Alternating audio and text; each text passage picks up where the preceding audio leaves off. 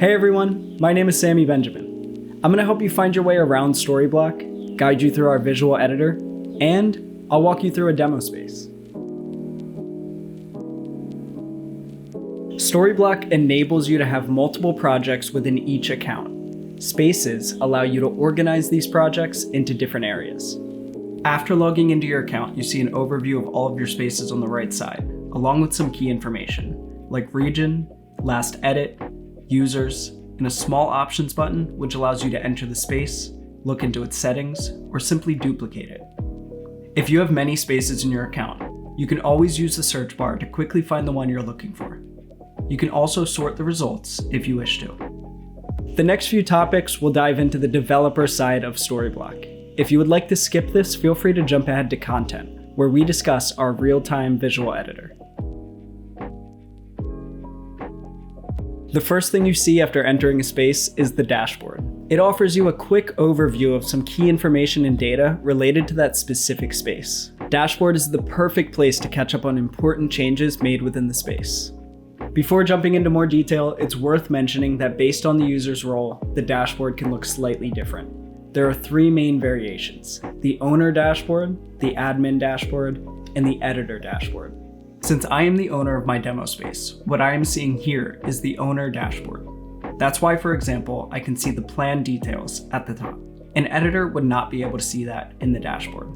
Right after the plan details, you can see how many stories, assets, blocks, and users are in this space. We will go through stories, assets, and blocks in much more detail later. For now, just remember that stories are basically your content entries, and blocks are quite literally the building blocks of all of your content in Storyblock. The activity panel shows all the content edited by both the team and the user, in this case me.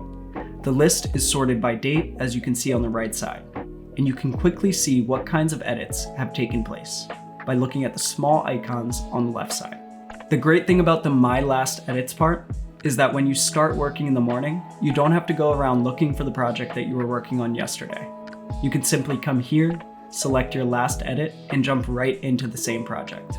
The content activities and API request panels show exactly that: the number of content activities over time and the number of API requests over time.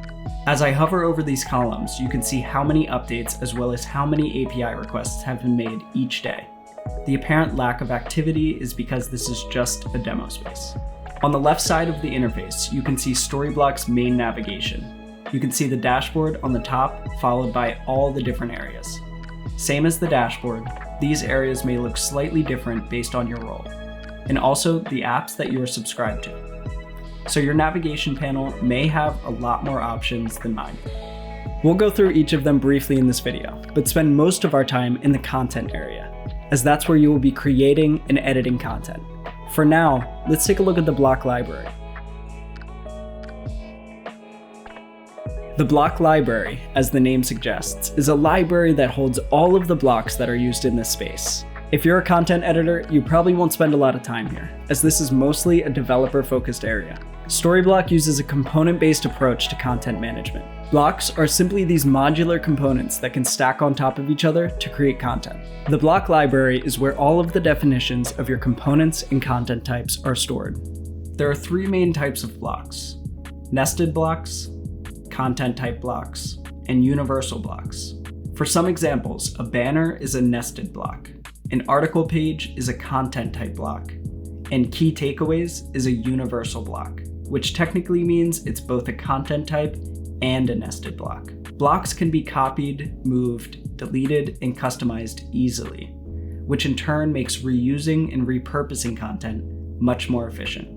This list basically shows every single block that exists within the demo space. You can also use the search bar to find a specific block. You can leave all of your blocks at the same place, or you can create different block groups to better organize them. To do that, you can simply click the plus new group on the left side, choose a name, and press enter. Now you have a group with 0 blocks in it. To move a block to a group, you can hover over it until the options button pops up on the right side. Then choose Move to Group and select your group. You can also move a number of blocks at the same time by selecting them on the list and clicking on the Move to Group button here. Alternatively, you can also copy these blocks to another space or even delete them. Since blocks are the heart of content creation at Storyblok, we've made it very simple to create a new block. You can click the plus new block button on the top right of the page to create a block from scratch.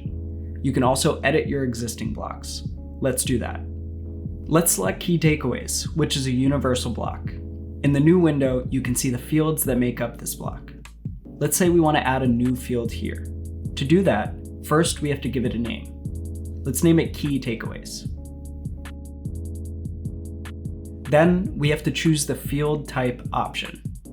You can see we have various options, each for different use cases. You could go with normal Textera, which is probably the best case for some basic takeaways, or even go for a Markdown or proper rich text editor that gives you structured content in JSON format. If you want to build references or create a selection, you can go with single or multi options. Or you may want to use some images here, which means the asset or the multi-asset type would be the best choice. You can also extend the Storyblok interface with your own custom field type with what we call plugins. They allow you to build an integration with an internal solution or third-party vendor. Since we don't need any of that for a text box field, let's just go with a rich text editor. Now we have to click on Add, and here's our new field. New fields are always added to the bottom of the list. You can simply drag them to wherever you want them to be. Let's put this one right after the table field. If we now select the text box field, we can change the settings in the new window. For example, you can mark it as required field, so all key takeaway blocks must have the text box filled before being published. You can also select if the field is translatable or not, or set a max number of characters.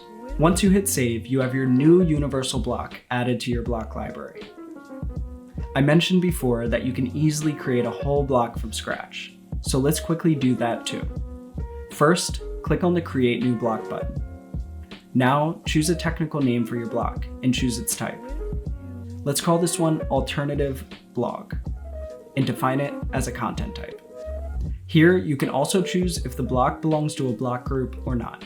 Now we have this blank canvas that we can use to create our alternative blog content type. You can add fields here just as we saw before.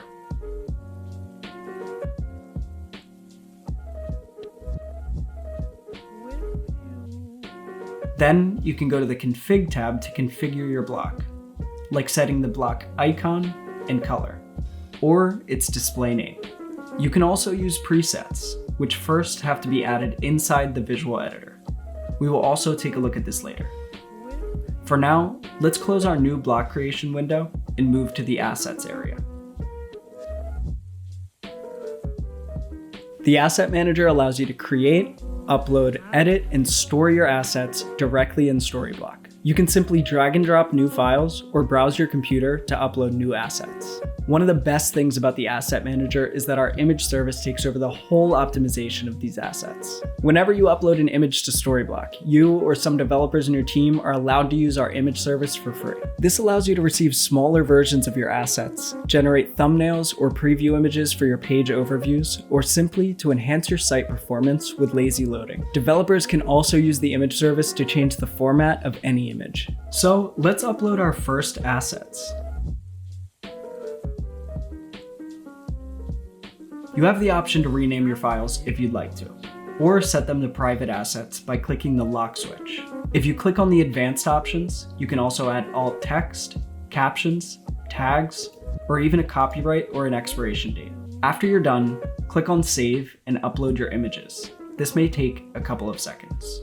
Now that you can see your new assets are showing up here, as your projects grow, you'll end up with more and more assets. In that case, you can use the filters on the search bar to quickly find the asset you're looking for. For better structure, you can also organize your assets into folders. If I open this drop-down menu, I can now create a new folder for my new assets.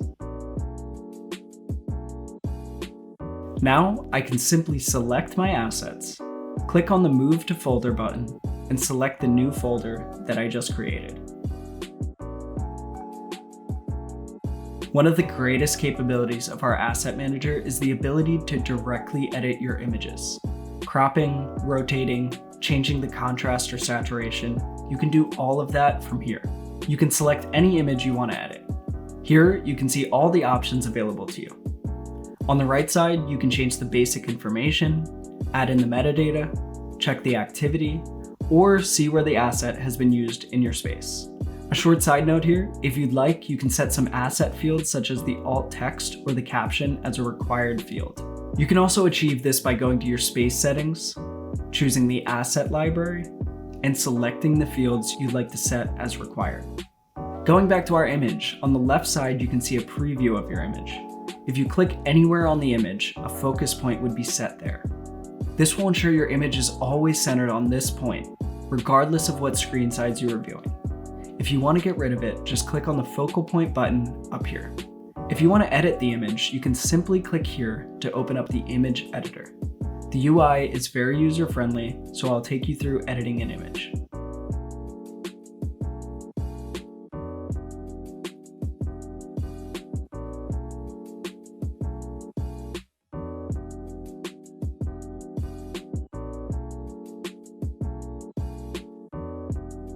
Once you're happy with the results, you can click Save, and that's it.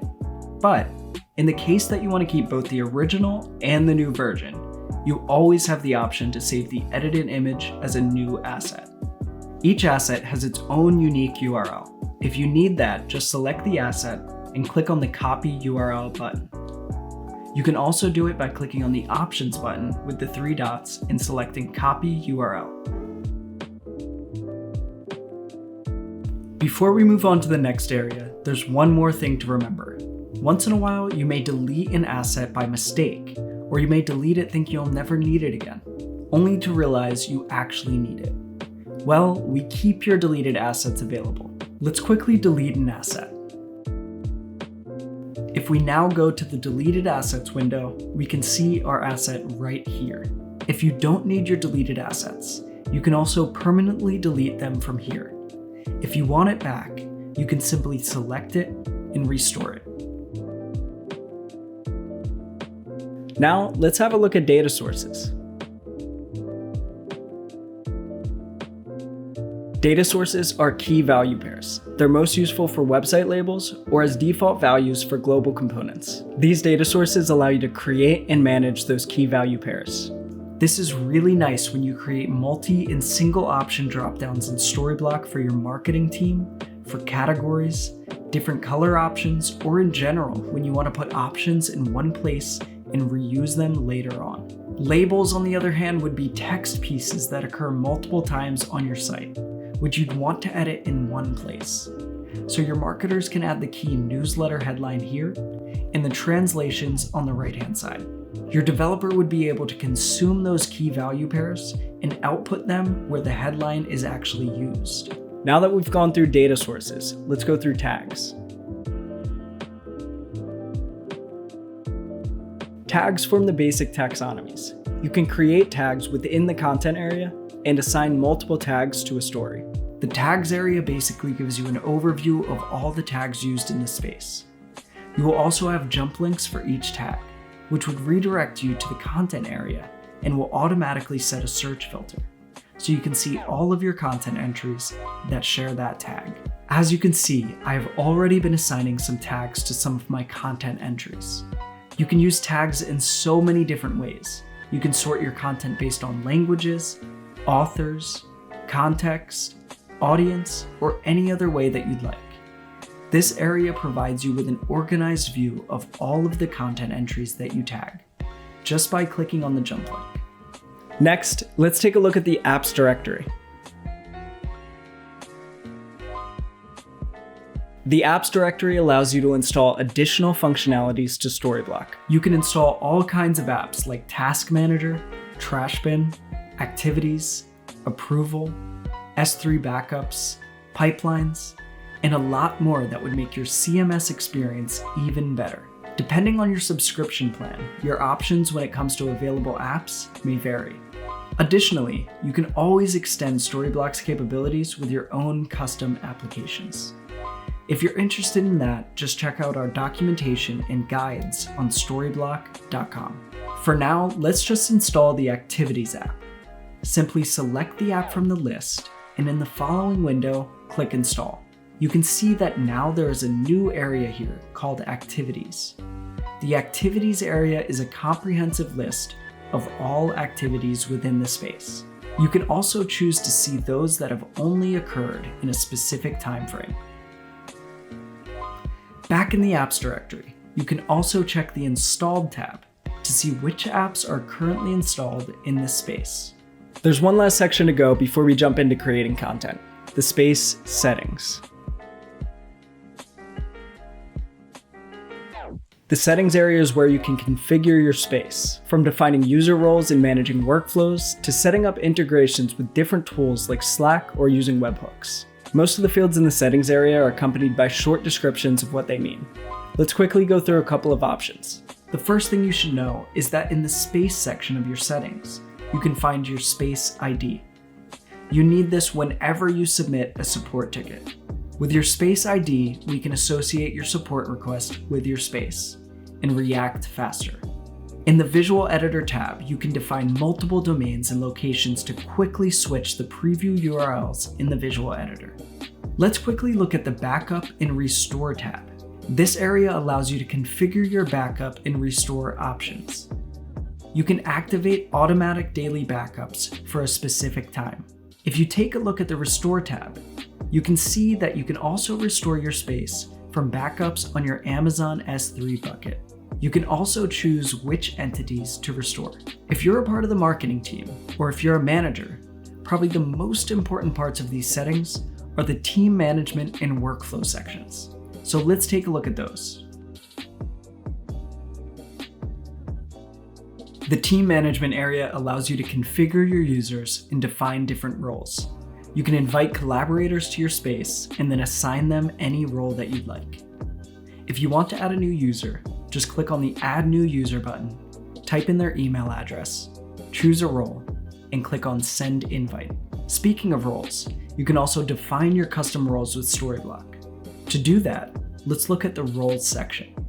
Let's say we want to have a new reviewer role whose job is to review content before they go live. I'm going to name this role Reviewer, and we can add a description. Now we can decide what this role is allowed to do. So I'll check Allow Reading Content, Allow Saving Content, Allow Deleting Content, and Allow Managing Tags. You can go into much more detail by looking at the other permission tabs. For example, in the Blocks tab, you can choose which individual blocks would the new role have access to. You can do the same thing with data sources and assets.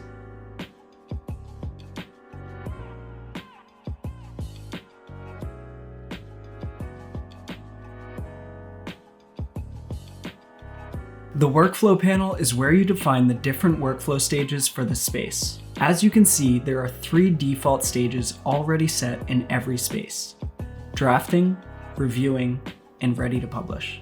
If you want to create custom workflows, all you have to do is give it a name, choose a color, and click on Add. You can also drag and drop stages to change the order. Let's move translating right before review. By clicking on the small options icon on each stage, you can change its settings. Let's try that with one of the default stages. As you can see, you can associate stages with specific roles or users, or set rules for stage transitions. For example, let's say we want to assign this stage to the role we just created before. When you choose the specific user's role option, a new panel opens up which allows you to choose the role. Assigning workflow stages is something that you must do from the content area, which actually brings us to the most important part of this video, where you create content and tell your stories. The content section is where the magic happens. This is where you'll shape your stories from the ground up. Let's first walk through the content area and then move on to the visual editor. In the content area, you have a list of every single content entry or stories within the space. Depending on your content structure, you may have a lot of folders here too. You can easily create new folders to structure your content if you'd like. To do that, just click on the Create New button and choose the folder. Now you can give the folder a name, an individual slug, and set some other options. For example, you can assign a specific content type to a folder. So I'll create a landing pages folder and assign the content type as default page. If you take a look at my articles folder, you can see the assigned content type is article page. And in fact, if I open the folder, you can see that only article type entries are allowed in there. Now let's create a new content entry, or a story as we call it in Storyblock. Again, we have to click on the Create New button and choose Story this time. Let's call it Product. You can see a new slug is automatically generated, but you can edit it if you'd like. Let's change ours to Product New. Now we can either have the page created in the main content area or choose a parent folder for it. Let's choose the landing pages we just created. And for content type, we can leave it as default page. This is Storyblock's visual editor. This is where marketers and content creators will be spending most of their time creating engaging content. What you see on the left side is a real-time live preview of your content. This is basically a preview of how your page will look once it goes live. We allow you to change the size of the preview window to see how your content will look on different screen sizes and devices. You can do that manually by dragging the edge, or choose one of the default sizes from up here. Let's return to the desktop size to continue editing. The right side is basically your content management area, which includes all of the content fields and blocks that you can adjust to create your content. As we saw before, content in Storyblock is created on a modular basis, with flexible blocks that can be stacked on top of each other to create unique pieces of content. And of course, you can always nest those blocks within each other, or customize and edit them to any degree you'd like. Keep in mind that the content blocks that you have for your project will look very different from what I have here in my demo space. That's because blocks are created by developers for each project individually. Of course, if you're using the Storyblock demo, you will have access to some of the pre-made blocks I have here, just to get to know the product better. But the main strength of a component-based content management system is to have your own customized content blocks. Now, back to the visual editor. Let's start adding some content to our page. These are all the content blocks that I'm allowed to use in a default page content type. Remember that blocks can be assigned to specific content types. So for example, if I would be creating an article instead, I would have access to different blocks. Your developers can help you navigate blocks easier. If they implement block previews, you can hover over a block and see a preview image of it. As your projects and teams grow, you're going to end up with a lot of different blocks, and sometimes it's hard to remember all of the names, so it's really handy to identify them quickly. You can also use the filter to find the blocks easier. For now, let's add a hero block to our page. You can see that the block is now added, but we still have to fill it with content. Let's start by adding a background. So we enter the block, and on the right-hand side, we can go to background and select a video for the background. When you click on the Add Asset button, you will get redirected to your asset manager. You can choose an asset you already have there, or simply upload a new one. If you're not completely happy with your new background, you can either replace it or edit it from here. Now, let's add a headline and some description. I can also change my text color if I wanted to, or add a button. Let's do that. Let's call it Home. You can choose where your button directs the user. Let's keep it as an internal link and choose our home page. Within the Style tab, we can give it a new color and maybe make it a bit bigger. The button we just created is a good example of a nested block. That means we have the button block sitting inside the bigger hero block. Let's add a couple of more blocks to our page. I'm going to add a grid section, a banner, and a form section. Now let's put some content in these blocks. Let's click here to open up the grid section.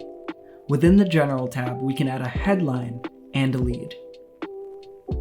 Then I'll click on Cards here, and I'd like to add 4 cards. For each card, we will need an asset, which I'll be using some icons for, a label, and some text. Let's go through the first one together. First, let's add an asset that we already uploaded to our asset manager. Let's call this one Space Exploration. and I'll add a quick description. Now that we have our first card completed, I'll quickly go through the next 3.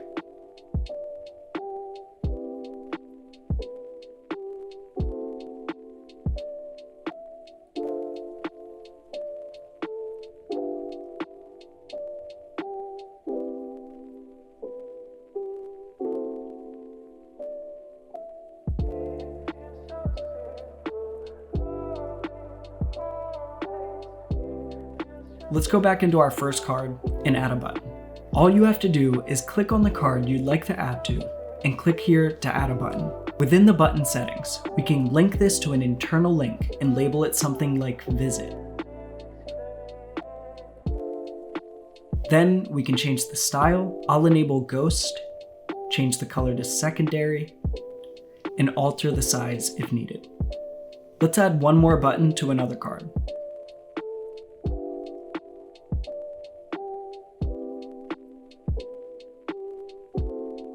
Okay, cool. I like the way it looks, but I also like symmetry.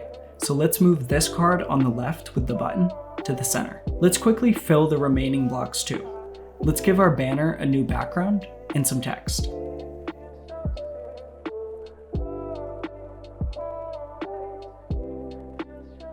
Storyblock also has a versatile image service for optimizing all your assets. I, for example, can change the background blur or the brightness here. The developers in your team can use our image service to optimize all of your images to improve your site's performance significantly.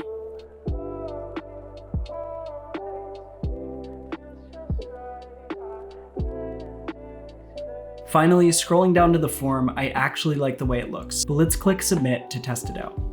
We allow you to change the size of the preview window to see how your content will look on different screen sizes and devices. As I said before, you can always rearrange your blocks if you want to.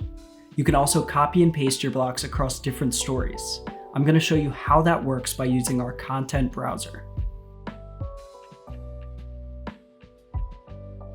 You can open up the content browser by clicking here. You can see that we are currently in the landing pages folder, and you can see the entries in this folder listed here.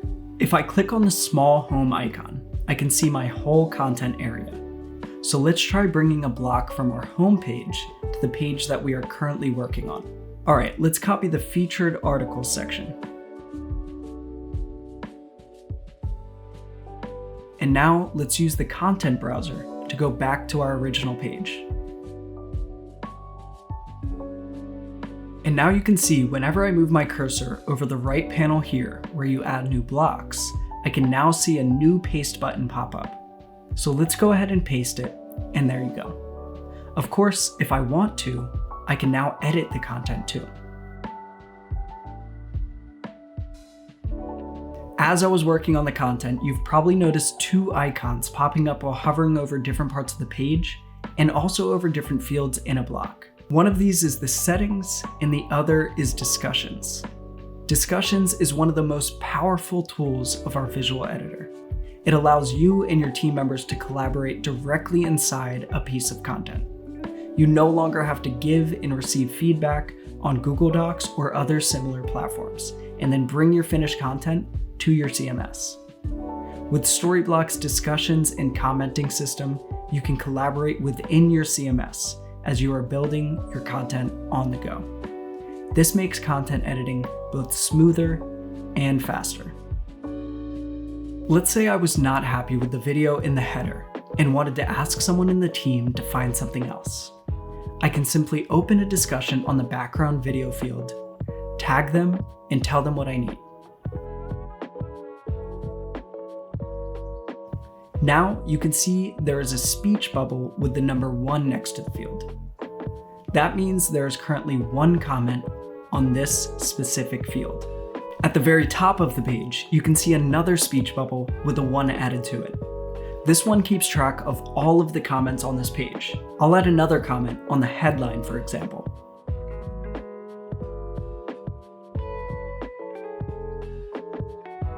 Now you can see the number has increased to 2. If you click on that, you'll see a list of all comments on this page. You can also see where the comments have been added, to which language version of the page the comment has been added, and when the comment was added. Storyblok has integrated internationalization features to translate your web pages. This allows you to stay organized and keep comments separate. We'll talk more about this later. You can also see a list of all resolved comments here on the other tab. If you click on a comment, you will be redirected to that field. Let's do that. We can quickly apply these changes and then answer back.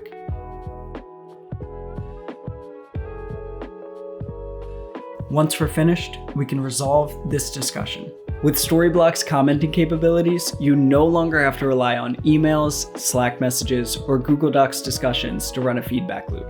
You can do everything in the same space. Let's say we actually wanted to publish this page, but we wanted to first ask a reviewer on the team to review it. After saving my content, I can click on the Workflow Stages button here. You can see the stage is set to none. From here, I can set that to reviewing and then assign it to someone from the team. From here, you can also look at the workflow comments and the workflow history. Now let's save it, and you can now see the workflow stage showing up at the top of the page. The entry configuration window allows you to quickly change the configuration of your story and save it. The block library is a quick access to all the blocks that belong in the space. You can also edit existing blocks or create completely new ones from here. At the top of the page, you can also find the preview button.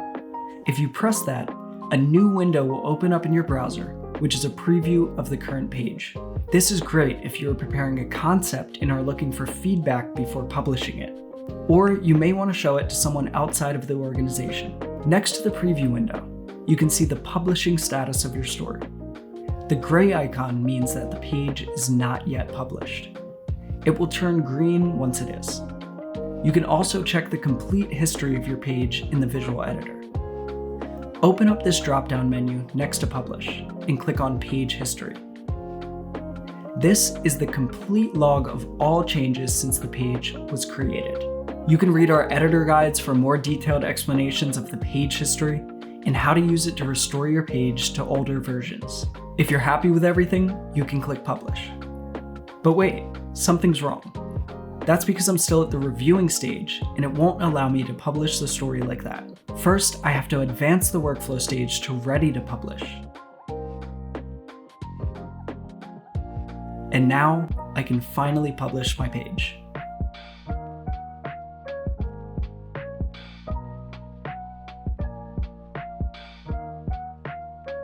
Storyblok not only supports multiple languages, but it also integrates with various tools to manage translations. There are different ways you can manage content for multiple languages and different countries inside Storyblok. You can either use a field level translation, folder level translation, space level translation, or use field and folder combined. Each one of these options are explained in depth in our documentation. For now, let's take a look at the field level translation. As the name suggests, with this option you can store multi-language content on the field level. That basically means that you only need a single content tree and don't have to create standalone folders for each country or language. As long as your content is pretty similar across languages, this is probably the best option for you. With field level translation, you have fewer content entries to manage and the system will take care of serving the correct language automatically. So let's take a look at the field level translation in action. The first thing that you have to do after entering your Storyblok space is to go to Settings and find the Internationalization tab under Configuration. Now add all the languages that you want your content translated into. Let's add German and French, and remember to save these settings. We basically have to define which content fields we want to be translatable. You can do that by either going through the block library or from the visual editor. We'll go with the visual editor option. So go to Content and open the home page. First thing, you can see a new drop-down menu at the top of the page. That's your language option. Default here is simply English, and you can see German and French also added there. But before changing the language, first we have to set some fields to translatable and actually translate the content. Let's try that with the hero block at the top. If you hover over each field, you can see the settings icon pop up. In here, you can see that the translatable option is already checked for this field. Let's do that for the subheadline and the button text field too. Remember, if you check the translatable tag in one of the fields of a block, it will apply to all instances of that block across your website. Now, if I change the language to German, I can go and change the headline and the subheadline of the hero component.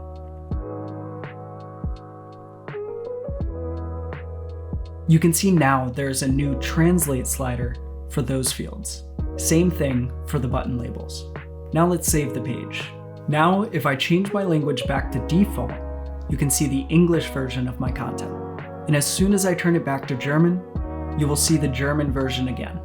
Of course, you can publish each localized version independently from each other, and you can customize each one however you wish. As I mentioned in the beginning, there are other ways with which you can internationalize your content with Storyblock. The field level option that we just saw is only one of them. Thanks for taking the time to watch our walkthrough. If you have any more questions or need help with anything, there are many ways to contact us at Storyblock. You can use our live chat to talk to us directly, write on our forum at forum.storyblock.com, leave a message in our Discord, submit a contact form, or simply check out our documentation and user guides at storyblock.com.